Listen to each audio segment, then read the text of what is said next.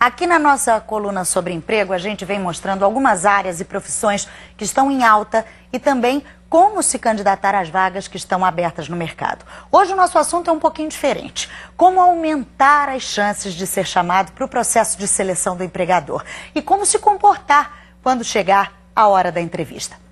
Quem está aqui no estúdio para conversar comigo é a consultora em recursos humanos, Jaqueline Resch. Bom dia, Jaqueline. Bom dia, minha primeira pergunta para você é o seguinte: é fundamental, claro, o candidato ser verdadeiro, ser ele mesmo na hora da entrevista, mas também é possível aprender algumas táticas, vamos dizer, para encarar o processo seletivo?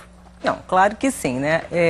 Eu acredito que ele deve sim ser autêntico, né? Eu acho que inclusive a preocupação de tentar ser alguém que ele não é ou satisfazer o entrevistador, em geral, não é um bom recurso. Não dá certo. Ele perde a naturalidade ao longo da entrevista, né? Agora, é lógico que ele tem que estar ciente, consciente, que ele está num momento de entrevista de emprego, né? Então, eu acho que ele, assim, tem que ter essa consciência para não falar demais, para manter o foco nas perguntas que o entrevistador faz a ele, para responder aos interesses do entrevistador. Quer dizer, o entrevistador dá o comando da entrevista. E ele espera e vai respondendo de acordo com o que for perguntado. Exatamente. E a seleção para uma vaga de emprego pode ter vários estágios. O primeiro deles é a entrega do currículo. Depois, geralmente, vem a dinâmica de grupo. O repórter Alex Cunha foi conferir essa etapa que é temida por muitos candidatos. Mais 2 minutinhos para a gente fechar. Acabaram? Ok? Então, chegamos a uma conclusão. Josélia, Andréia Cristina e Andréia. Elas não se conheciam, mas acabaram se aproximando durante uma dinâmica de grupo. Era a seleção de uma vaga de coordenadora de equipe de vendas para o setor imobiliário. Apesar da vasta experiência, quando receberam a notícia que iriam enfrentar uma dinâmica, todas confessaram ter sentido um friozinho na barriga. A gente fica um pouco tenso, porque acaba que você se expõe, né? A dinâmica é legal porque a gente tem que olhar que ela vai determinar se você tem o perfil para aquela vaga também. Porque você entrar numa vaga e aquilo ali não encaixar para você, também não vale a pena. O trabalho em grupo, que também reuniu outras candidatas, era analisar os problemas da cidade. De acordo com um especialista em recursos humanos, uma dinâmica simples, mas capaz de dizer muito a respeito de cada pessoa envolvida na disputa por uma vaga. A gente avalia aí a desenvoltura da profissional, até que ponto ela vai estar em condições de estar desenvolvendo a atividade de coordenação em diversos pontos. Por isso a gente abordou um assunto comum a todas, né, a todas as candidatas, de forma que elas se expusessem de uma forma muito fácil. Como se portar? Até que ponto ir? Como mostrar suas qualidades?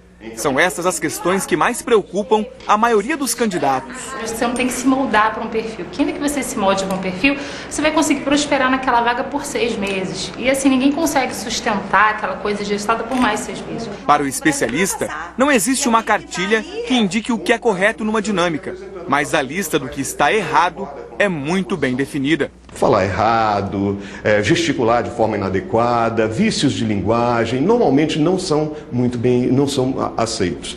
A dinâmica de grupo já é uma etapa mais avançada nesta caminhada, às vezes longa, em busca do emprego. Quase sempre o pontapé é a comprovação da experiência profissional, que deve se encaixar exatamente no perfil da vaga que está para ser preenchida. Aí, o currículo é o elemento-chave deste início. E para montar este currículo, há boas estratégias para tentar seduzir o avaliador. A regra número 1 é ser objetivo. O esquema mais recomendado é identificação, cargo que pretende ocupar.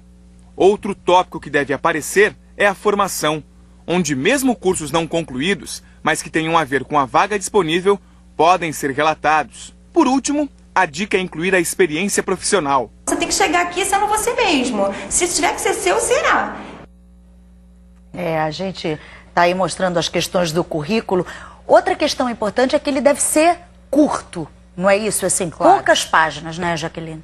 Sucinto, mas contendo as informações essenciais e também aquelas que destacam o candidato. Então, se ele fez um curso que é diferenciado, vale a pena, tem que ser mencionado, né? Idade é importante colocar? Eu acho que sim, porque assim, se ele deixa de colocar a idade com medo de que algum empregador o reprove pela idade, é como a moça disse ali, vida curta, né? A gente daqui a pouco na entrevista se depara com a idade. Tem algum tipo de informação que não precisa estar no currículo, que pode ser deixada para a hora da entrevista, por exemplo? Eu acho que o detalhamento, assim, eu acho que um registro sucinto da experiência dele, do que ele fez em cada função, sim, mas um detalhamento eu acho que fica para a entrevista. Muita gente não sabe o que fazer quando o empregador pede que o candidato informe qual a expectativa de salário no currículo.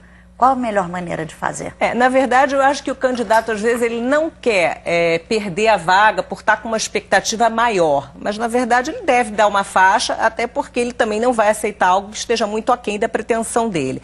Então, se ele não quer dizer um valor, pelo menos que ele dê ao entrevistador uma faixa que seria... De tanto a tanto. De tanto a tanto, que seria interessante para ele. Agora, para a dinâmica de grupo, que tanta gente tem medo, né? E que a gente mostrou aí um pouquinho de como funciona.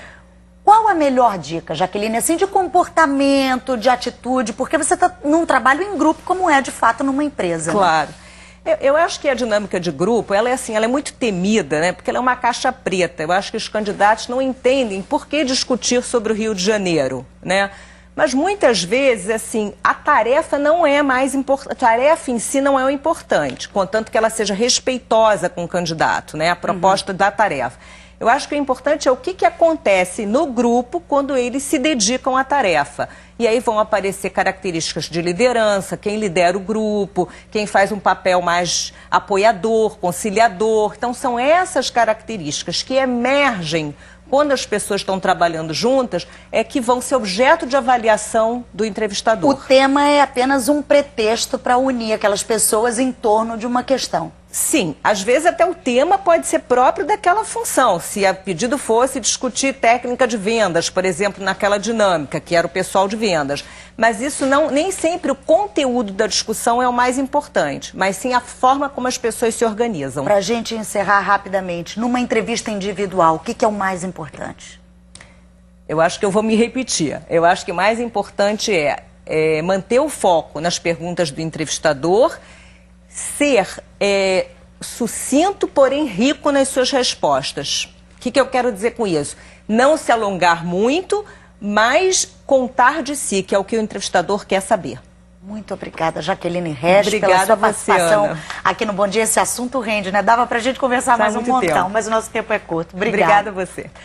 E agora a gente tem um outro serviço importante para quem está procurando emprego. Olha só, o governo do estado lançou ontem o projeto Caravana do Trabalho, que vai percorrer vários municípios oferecendo emissão da carteira de trabalho e também cadastramento para vagas em empresas.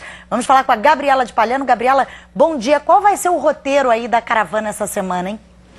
Bom dia, Ana Luísa. A Caravana do Trabalho está hoje aqui na Central do Brasil e de hoje até quinta-feira no Fundão, na Ilha do Governador, na feira de estágios. Na sexta-feira, a Caravana do Trabalho vai estar em São Gonçalo e Itaboraí, na região metropolitana, e no sábado, em Paciência, na zona oeste do Rio, e também em Niterói, na região metropolitana. Ele começa a funcionar daqui a pouquinho, às 8 horas, e o atendimento vai até às 4. Ontem foram atendidas 500 pessoas para vagas de trabalho e foram emitidas 156 carteiras de trabalho em 5 pontos do estado, entre eles o Complexo do Alemão e a Quinta da Boa Vista. Eu vou conversar agora com o secretário estadual do Trabalho, Sérgio Sveiter, para saber qual é o objetivo dessa caravana, secretário. Aproximar o quanto mais possível o estado do cidadão. Por exemplo, ontem nós estivemos no Complexo do Alemão, aqui nós temos emissão de carteira de trabalho, primeira e segunda via e balcão de emprego, onde nós podemos inserir ou reinserir o trabalhador no mercado de trabalho. E no Complexo do Alemão, como eu disse, por exemplo,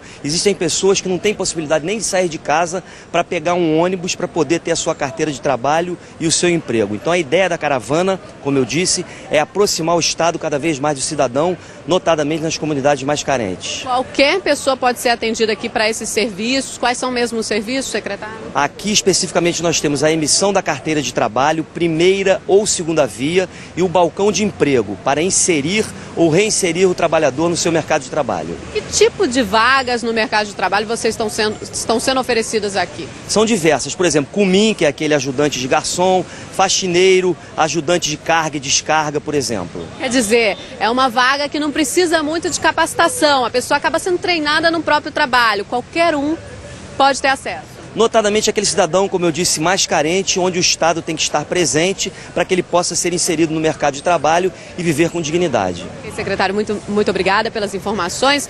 Para outras informações e para os municípios e comunidades que querem a caravana lá, você pode ligar para o telefone 2332-6871. Ana Luísa.